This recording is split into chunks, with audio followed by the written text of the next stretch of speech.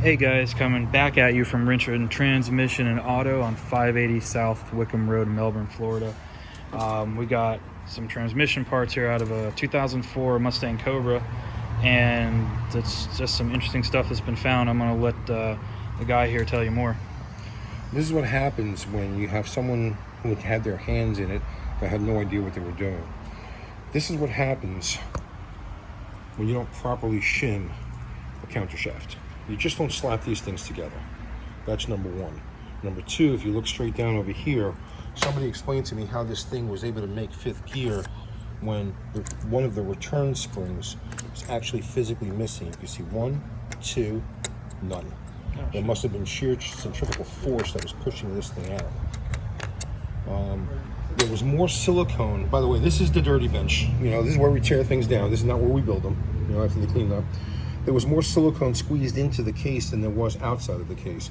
You can't use this trash stuff, whatever you want to call it, on these units. You have to use what's called an anaerobic sealer. Pay the extra $5, put the stuff in there.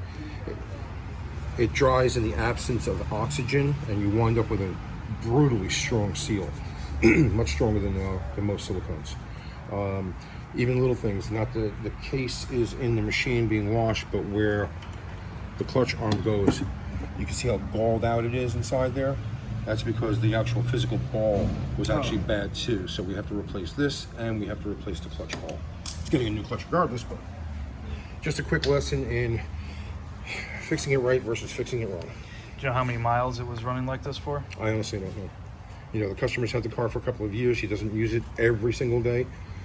He was kind of surprised to find out that, you know, somebody was in here once before. And to be honest with you, you know, even some of the sliders, cracked and broken, missing in certain spots. I mean, just coming off in pieces. That had, so we have some wear to the forks. I'm shocked that it actually made every gear.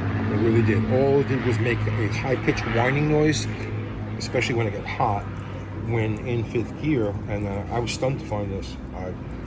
You know, most of this cage is mostly gone over here. I'm surprised these bearings didn't come out and just completely nuke the unit.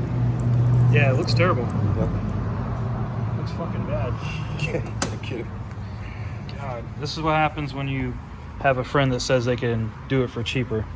That's pretty much it. All right, guys, have a good day.